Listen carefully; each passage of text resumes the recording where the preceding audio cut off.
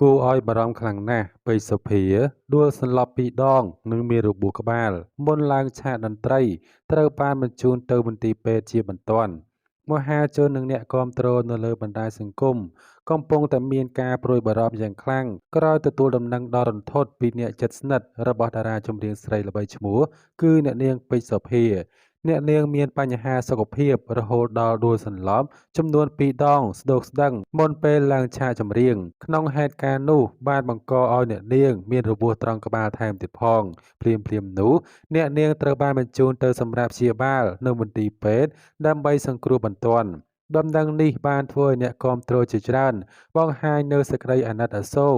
និងបានចូលរួមផ្ញើសារជូនពរយ៉ាងច្រើនសូមឲ្យអ្នកនាងឆាប់ជាសះស្បើយនិងមានសុខភាពល្អមាំមួន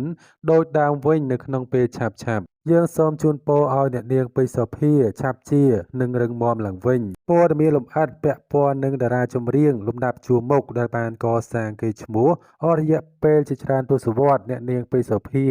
បានធ្វើឲ្យមហាជនកោតសរសើរមិនដាច់ពីមាត់ចំពោះទំនួលខុសត្រូវលើការងាររបស់ខ្លួនបើទោះបីជាស្ថានភាពរាងកាយកំពុងប្រឈមនឹងបញ្ហាក៏ដោយនៅវេលាម៉ោង11យប់តាមរយៈវីដេអូបានបង្ហាញពីសកម្មភាពអ្នកនាងដួលសន្លប់ស្ទោកស្ដឹងនិងត្រូវបានគេបែកចេញពីក្នុងឡានដើម្បីបញ្ជូនទៅសង្គ្រោះបន្ទាន់នៅមន្ទីរពេទ្យមានអាការៈគួរឲ្យបារម្ភម៉ោង2រសៀលថ្ងៃបន្ទាប់ក្រោយសម្រាប់ព្យាបាលបានមួយយប់ទាំងដៃនៅជាប់បន្តោងសរោមនៅឡើយអ្នកនាងបានបង្ខំចិត្តរៀបចំខ្លួនចេញពីមន្ទីរពេទ្យដើម្បីទៅបំពេញការងារតាមសន្យា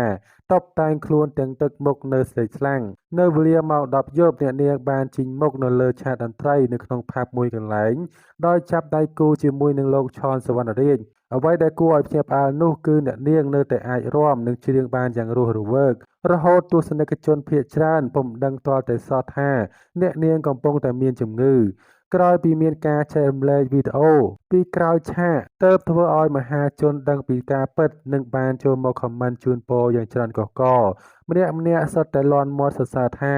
នេះហើយជាតារាអាជីពពិតប្រាកដដែលហ៊ានលះបង់ដើម្បីទស្សនិកជននិងការងារសូមចូលរួមជូនពរឲ្យបងស្រីពេជ្រសុភាឆាប់ជាសះស្បើយ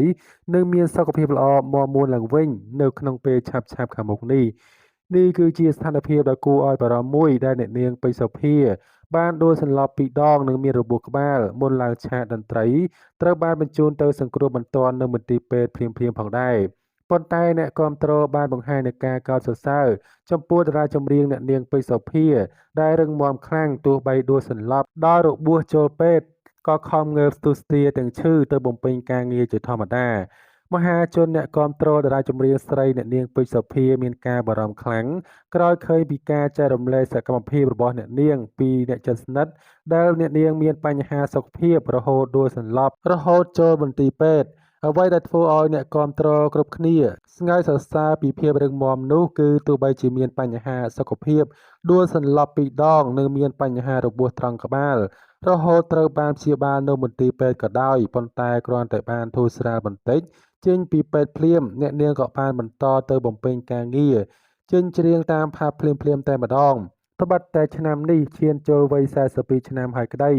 តែតារាចម្រៀងរៀបច្បងរូបនេះនៅតែអាចរក្សាបាននូវរូបសម្រស់ក្មេងជាងវ័យនិងស្មារតីទទួលខុសត្រូវខ្ពស់លើការងារសិល្បៈដែលធ្វើឲ្យអ្នកនាងនៅតែរក្សាបាននូវប្រជាប្រិយភាពនិងក្តោបបានទីផ្សារការងារយ៉ាងច្រើននៅក្នុងវិស័យចម្រៀងនៅក្នុងពេលបច្ចុប្បន្ននេះ